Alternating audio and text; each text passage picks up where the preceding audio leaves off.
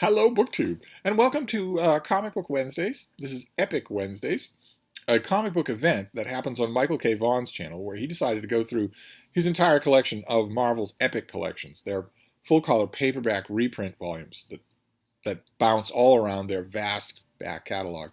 And I liked it and horned my way in. And now we are a world's finest collaboration, dealing with epic collections, but ready to branch out into all kinds of superhero mayhem. But we're still sticking with epic collections. I imagine that will be our main concentration anyway. And I'm letting Michael pick these things because he has 100 times more of them than I do. And we're just going over whichever one he picks. And today he picked Daredevil. Already done a little bit of Daredevil on Epic Wednesdays, and now we're going back to Daredevil. We're going to the 1980s. Are you ready? Is your hair high enough for the 1980s? Are your shoulders padded enough? We are going to the 1980s for volume 13 of Daredevil's Epic Collections. This is A Touch of Typhoid. Written by Ann Nocenti, with art mostly by John Romita Jr., the son of John Romita Sr., the architect of the visual iconography of Spider-Man that we all know. And as you could tell from the title of this collection, it's a big, thick thing. The Epic Collections are very generous. You pay your money, you pay $40, but you get a lot. You get 20 or 25 issues for that. And as you could tell from the title of this, the concentration here is a character named Typhoid Mary, who is, well, as Michael puts it in his video, she is about as 80s as an 80s character gets. She is, there's a vague element of serious inappropriateness about everything to do with her. She's also got the padded shoulders and the fishnet stockings and the explicit sexuality. Michael points out that she is not sensitively done. The gimmick with Typhoid Mary is that I'm trying to get a good yes. There we go. This is the one that Michael showed. The gimmick with Typhoid Mary is that she's two people. She's a split personality, and Mary, the ordinary, self-effacing young woman who is her anchor in the real world, doesn't have any superpowers and is a normal person. Doesn't have super athletic ability or anything like that. Whereas Typhoid Mary is, hence the character's split face, right? One half white, one half flesh colored. Typhoid Mary is superpowered, has minor pyrokinetic abilities, minor telekinetic abilities, and a kind of seduction-based telepathy. A minor figure. You can't, if you're going to make a villain for Daredevil, you really have no choice but to scale down his villains, because he's just a normal guy with super senses. He's really a good boxer, he's a good athlete, but he's a normal person. So Typhoid Mary can't have Charles Xavier levels of telepathy, right? Or Marvel Girl levels of telekinesis. She can't have any of that, or it would be easy for her to beat Daredevil. We're going to be getting back in just a minute to the whole question of Daredevil being easy to beat. We're going to get back to that. The main mover in this issue is the Kingpin. This takes place after Frank Miller reinvented this whole character. As Michael puts it, took a superhero and put him in a crime novel. This is after Frank Miller did this. This is also after, so this is after the Elektra saga. This is after Frank Miller's ordinary run on Daredevil's comic book. It's also after Daredevil Born Again. A fantastic storyline in which Frank Miller not only continues that kind of noir-esque narration of Daredevil's adventures, but also totally remakes the whole scenario, the whole scenery of Daredevil's continuity. Only Frank Miller could be allowed to do that. We get a tiny few callbacks to that here. There's a character named Maggie who is a nun. She is Daredevil's mother, Matt Murdock's mother. And we get a few other things as well, including the character of Stick, a mysterious figure ninja type figure that Frank Miller introduced, that muddies the waters completely about who or what Daredevil is. I mean, Stan Lee's origin, we went over his origin story in Epic Wednesdays, is that young teenager Matt Murdock was helping a blind man cross the street when a radioactive vial of slop hits his eyes and blinds him, but also imbues him not only with hyper alert other senses, but with a radar sense, an extra sense that allows him to understand the minutia of the world around him. He just can't see. But other than that, his senses are astronomically better than anyone else's. Frank Miller clearly didn't like that as an origin for Daredevil. He clearly didn't like Stan Lee's over-reliance on all things radioactive. So he has Matt Murdock get blinded, yes, but learn his super senses through the intervention of a secret ninja sect whose emissary, Stick, trains him in the ways of doing this sort of thing. It's all very vague, and it leaves you wondering, okay, well, who is the real Daredevil here? Frank Miller's Daredevil or Stan Lee's Daredevil? They are different in many ways. Not just that. Of course, the base of their powers is different, but also their personalities are completely different. Frank Miller's Daredevil and all subsequent Daredevils has been two-fisted, slightly lowbrow, tortured Catholic, whereas Stan Lee's Daredevil was a happy-go-lucky crime fighter, a bludgeoning crime fighter. Here comes Daredevil, that sort of thing. No one says that about the grim, dark Daredevil that exists and has existed since Frank Miller got his hands on this character. And it's a variation of that Daredevil that is in this story. Kingpin enlists Typhoid Mary to be his latest assault weapon against Daredevil. Now, in the stories collected in this volume, Kingpin knows that Matt Murdock is Daredevil. That was the whole point of Daredevil Born Again, is that the Kingpin knows his secret identity, knows that it's Matt Murdock. So he has all the information that he needs to point Typhoid Mary at Daredevil. He wants Daredevil destroyed. He's tried a number of times and it hasn't worked. And in this storyline, the central storyline here, he comes up with a fiendish plot. He wants Typhoid Mary to seduce Matt Murdock / Daredevil, make him love her beyond distraction, beyond anything, more than anything in the world, and then break his heart, leave him a broken man, but alive. I have no idea what explains that fiendish plan. The only explanation that I can think of is the one on the surface, the one that's given in these issues, is that Kingpin thinks that will leave Daredevil an empty husk, unable to do anything, unable to thwart the Kingpin's plans. Kingpin's own backstory is that he had his heart completely broken by losing Vanessa, the love of his life. He's still the Kingpin of crime. He's still planning all sorts of things. He's still completely active in the world. He knows that this plan will not work. And it makes no sense at all. If you can do what he does in the opening issues of this collection, he sends not only Typhoid Mary, but a whole string of bad guys, one after another. He carefully times it so that they're not all attacking Daredevil at the same time. One after another, they attack him. And one leaves off when the next one arrives, to the point where at the end, Daredevil is he's had the crap beaten out of him. He's largely unconscious, he's concussed, he's badly broken, he mentions that his ribs are broken, that his insides are broken. He's completely done for. And it makes no sense at all that, first of all, if the Kingpin if this would be part of his orchestrated plan, beat this guy to a pulp, it makes no sense at all that Kingpin wouldn't then just kill him. Of course, you would just kill him. And even if you're not going to kill him, you've still removed the whole concept of the character, because you can always do that.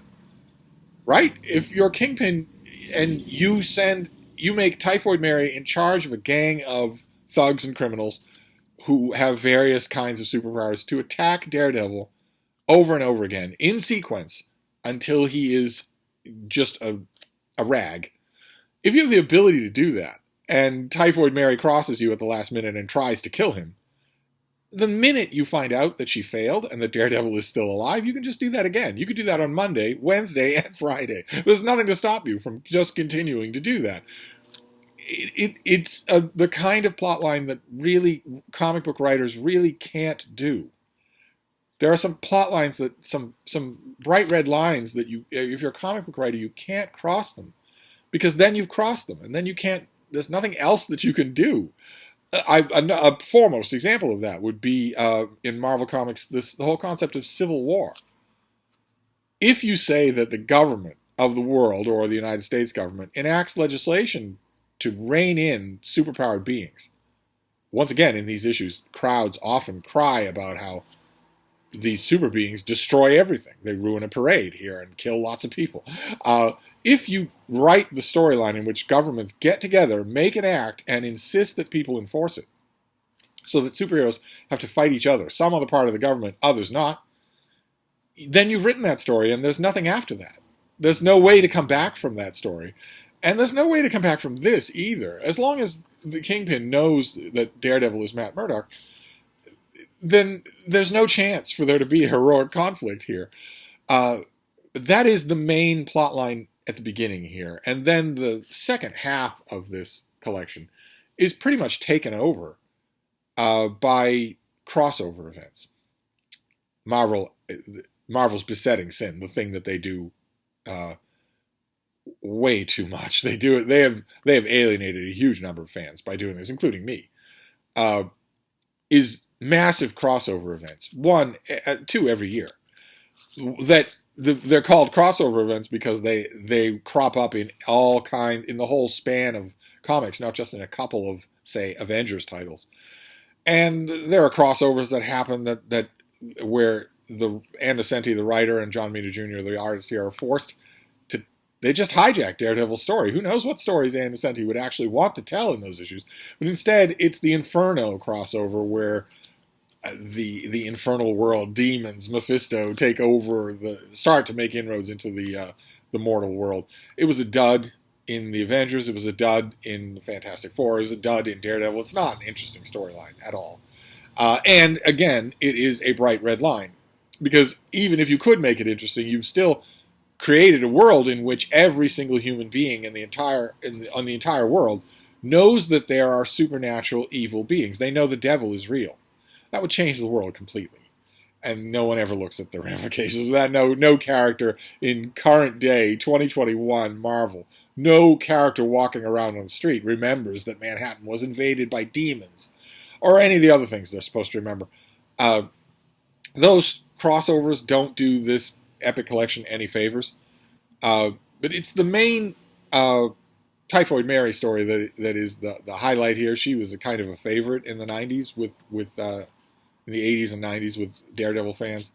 Never understood why. Kind of a dumb character. But it points an arrow straight at the problem with these issues. The problem is not the artwork. I should stress that. John Romita Jr. is fantastic. Just his confident use of double panels. There's another example here. Look at what he does here. When Typhoid Mary drops Daredevil to his death, of course it would kill him, but it doesn't. Look at what we get there.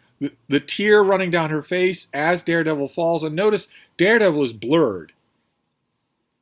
We get clear details about the character here, but when he's falling, he's blurred. And she's in sharp focus, crying. Little details like that are amazing. And as Michael points out, John Romita Jr.'s artwork gets better as the collection goes along. That is a character named Bullet. He looks like Andy Sipowicz for a reason. NYPD Blue was a hugely popular show when these issues were coming out. And also, Bullet never seems to use a door in the correct way. It's 4 or 5 times in this one collection alone, he smashes through doors instead of opening them. But it's his own home half the time that he does it. So what does he do that, and then he fights Daredevil, and then he calms down, and then what? He calls the hardware store. I broke another door. Sorry.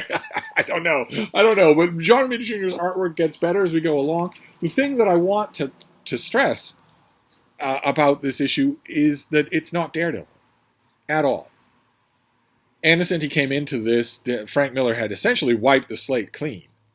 at the end of Daredevil Born Again, Matt Murdock is living in Hell's Kitchen. All of a sudden, Daredevil is a crime fighter who only works in Hell's Kitchen.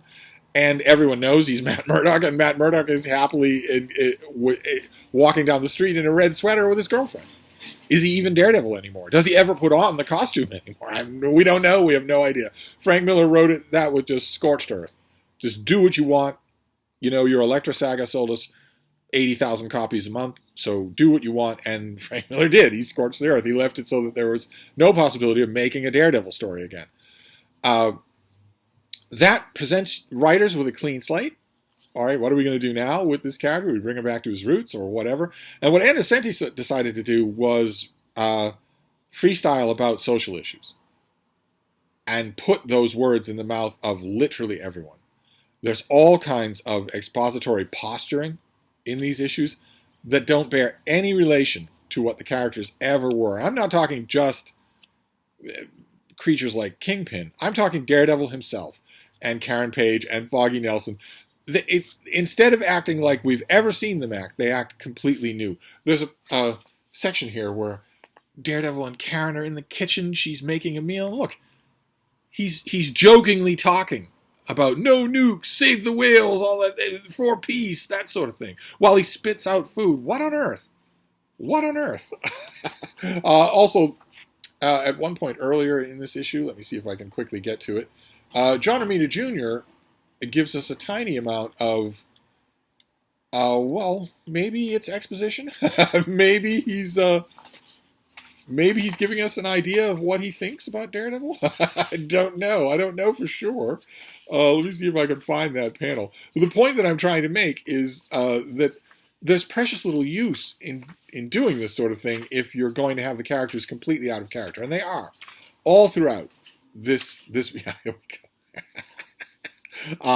Daredevil in the beginning of this issue, for whatever reason, decides to bust a 3-card Monte dealer on the streets of New York. Now, all of these issues take place before Bloomberg, New York. Those of you who don't know your American politics, New York was a thriving, affordable, diverse, grubby, messy, and slightly dangerous, gigantic city on the east coast of the United States. It was a city that it was easy to fall in love with, although it never loved you back. And it had an amazing character of its own. And then a billionaire tyrant named Bloomberg took over the city, posted guards, erected a wall all around it, told the city council and all the elected officials, there's no democracy anymore here, I'm in complete control. And I'm going to remake this city to the way I want it to be. And the way I think the people want it to be. So it's going to be more expensive. No one normal is going to be able to live here. But there's not going to be any of this crime business. No graffiti, no 3-card Monte tables outside of theaters at the edge of Harlem. No, nothing like that. Subway crime? Forget about it. Filth? Forget about it. Litter? No, I don't think so. Smog? No, absolutely not. And as a result, post-Bloomberg, it is possible for you to get drunk to the point where you are visibly staggering in the meatpacking district and walk all the way up the island of Manhattan at 4 in the morning without being threatened at all. Not because the muggers are gone, but because they're afraid. That is what happens when you turn a big, bustling, diverse, and ugly city into a walled Renaissance town with one prince in charge. So the New York City that's in these issues, it would be anybody who comes to these who was born in the 21st century will find these completely unrecognizable. They'll say, well, New York was never like that. What's a 3-card Monte table? But at one point, at the beginning of this issue, Daredevil decides to break up a 3-card Monte dealer. And this is the pose that he has. What on earth? What on earth? Is that supposed to be intimidating? That is not intimidating. And then once the hapless 3-card Monte dealer tells him, well, all right, I'll bust up shop, Daredevil crawls up a pipe onto a rooftop. Now, that's not to say that there aren't great visuals in here. There's Daredevil fighting Andy Sipowicz. The Andy Sipowicz character is largely invulnerable. He's extra fast. He's super strong. Daredevil shouldn't be able to beat him. But he does over and over again. And Daredevil also fights. See here, this is a panel that Michael showed. This is when you know that your comic has been invaded by Inferno.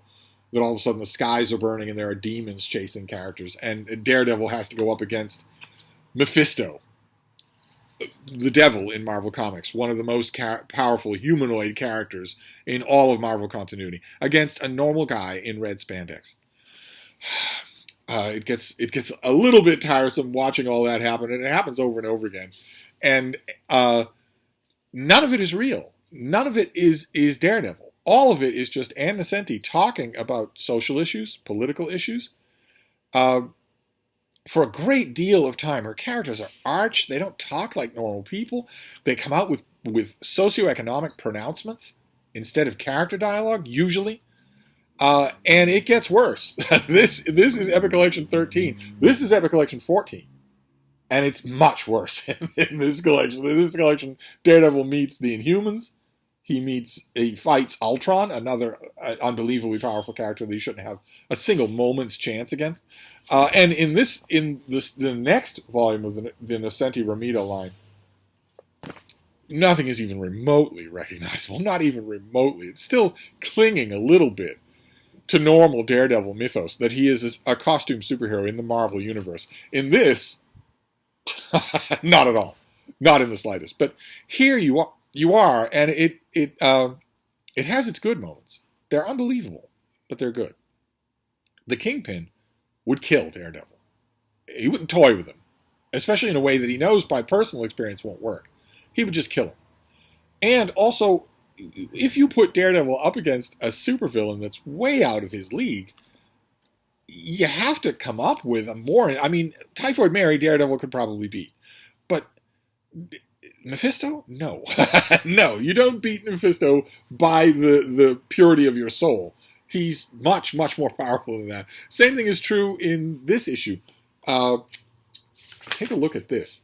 At one issue, in this issue, Daredevil fights a new X-Men villain called Pyro, I think his name is, and an old X-Men villain called the Blob. The Blob is an enormously fat character who was introduced in the original run of the X-Men, and he's basically indestructible and certainly invulnerable. Nothing you can do can hurt him. And it's always been a little vague, but it's pretty much assumed that he's also super strong. In other words, he's not a character that Daredevil can beat in any way. He might be able to beat him with subterfuge, lure him to the Baxter Building where the Fantastic Four can take care of him, trap him in a force field of some kind or other, somehow, using someone else's help. But just going mano a mano, it simply will not happen. It simply will not happen. And it looks like it's not going to happen. Look at this Romita work, just fantastic. Look at the way he just plays with the basic physical templates of the characters. Daredevil socks him a few times. The Blob hits Daredevil, and that's it. Fight over. Except that the fight isn't over. The fight keeps going. Daredevil keeps fighting him. It has no effect whatsoever until a character knocks over a big church bell. It lands directly on the Blob's head and knocks him unconscious, but it wouldn't. It wouldn't, and there is no backup plan. So it's a little bit... Michael points out the fantastic visuals. There's one panel in particular here that is... yeah, there we go. Look at that. Look at that. That's incredible. But it only underscores the fact that Daredevil wouldn't have a chance against this character. But the main thing that I was thinking about... I mean, in one sense it doesn't matter because it's not Daredevil. None of this stuff is real. It's all Ann Nocenti just speaking through all of these characters. It gets much worse in this volume. But the artwork gets better. That's the reason I have these things, is because I'm a huge fan of both John Romita Jr.'s artwork and of John Romita Jr., who in the 1980s in Iowa City really knew how to fill out a pair of jogging shorts. But that's the reason that I have these things, not for the writing. But the thing that I was thinking of when I was rereading this for today's Epic Wednesdays was a phenomenon that we haven't touched on Comic Book Wednesdays in quite some time, which is Comicsgate. It's a fractious movement within comics and the comics world of YouTube, made up of a bunch of channels that hate what they call the insertion of modern day identity politics and woke politics into their good old-fashioned comic book stories. They hate that. They hate forced diversity, they hate virtue signaling, they hate box ticking, all of that. And they run down all of the current Marvel lineup that does all sorts of those things. And they're entirely right about that. They're not wrong that Marvel is doing that, and it is very insultingly pandering. They're also not wrong in their original criticisms from 5 or 6 years ago that in addition to all of that, the stories and the writing are really bad. The writing and the artwork in Marvel Comics currently in quite a few issues is really embarrassingly bad. Something that wouldn't have made the junior cut in the 1990s. But the thing that I was thinking about when I was reading this volume is that almost all of those Comicsgate channels look back with a wistful eye on the 1990s. They look back on comics, especially Innocenti. They look back on runs like this or the 90s X-Men when they're exiled in the outback and the world thinks they're dead.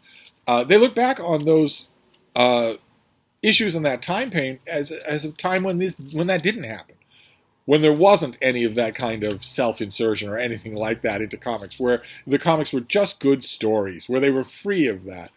One of the villains, one of the big bugbears of Comicsgate, is an admittedly talentless comic book artist or writer called Kelly Sue DeConnick.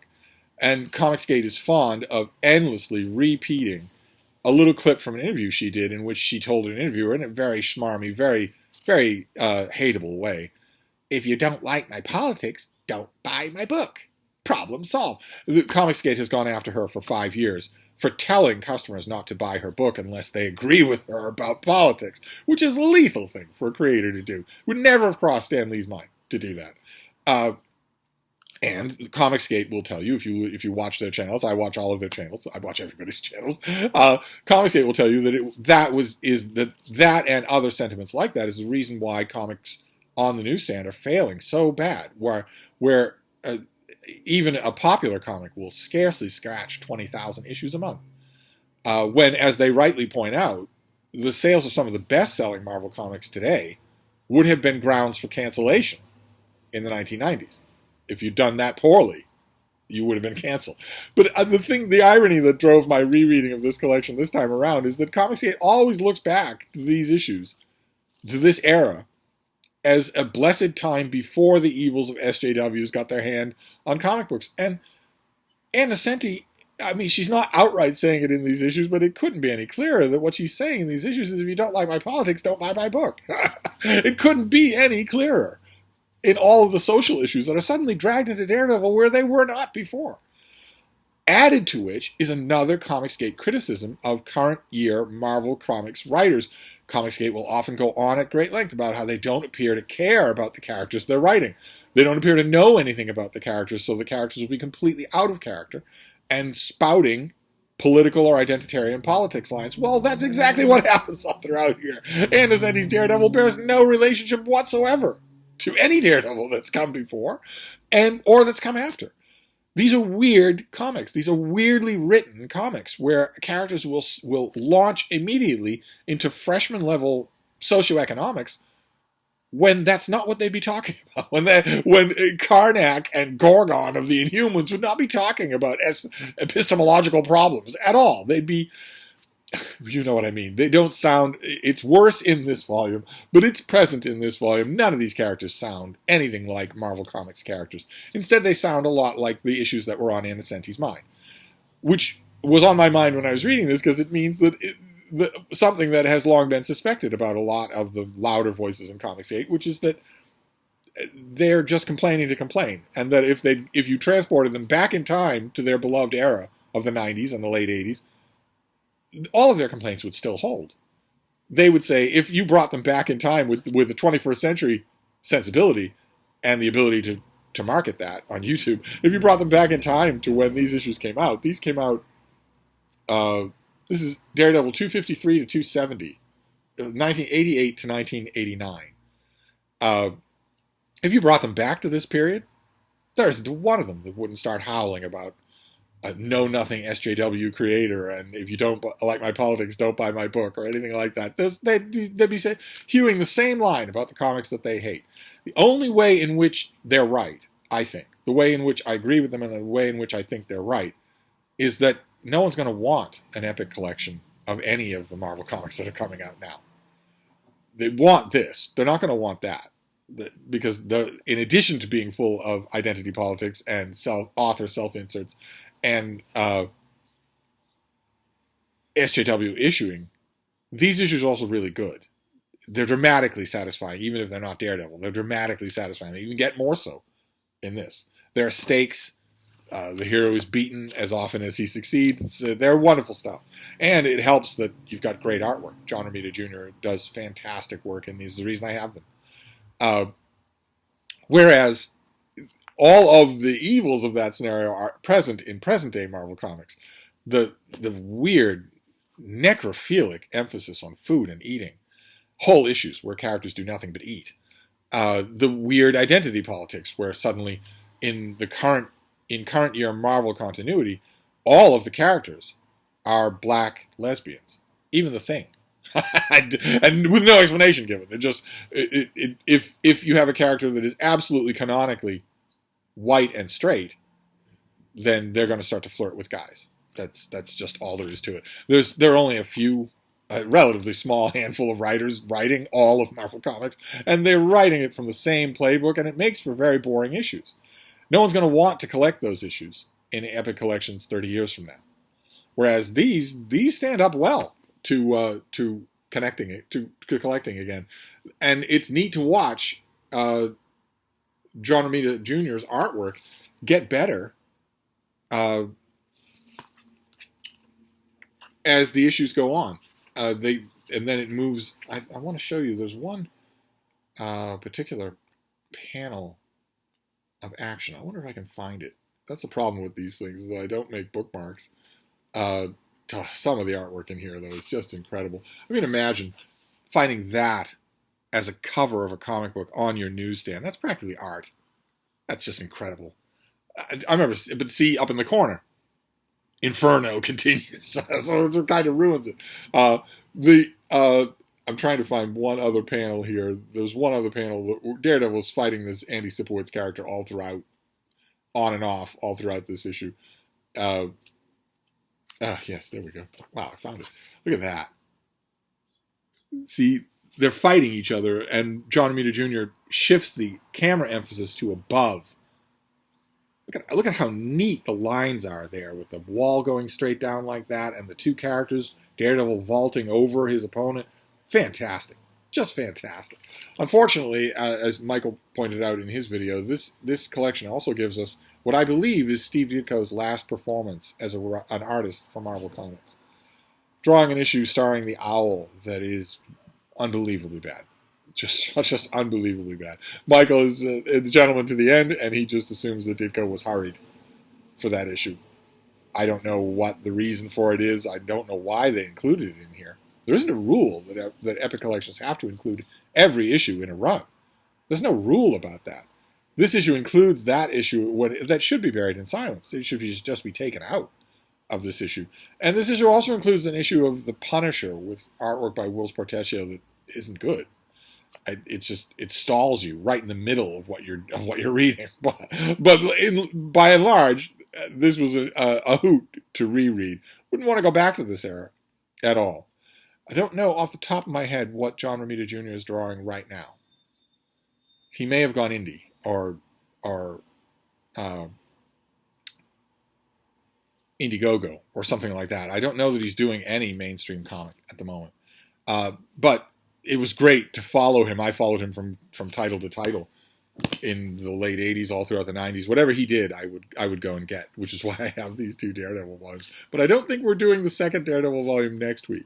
I think we're moving on to something completely different next week. So we shall see. We will find out together. Because Michael doesn't give me a whole lot of advance warning.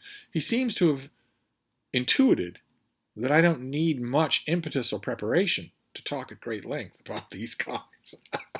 He might be right about that. But anyway, I'm going to stop talking for now. But I'll be back. Thank you, BookTube.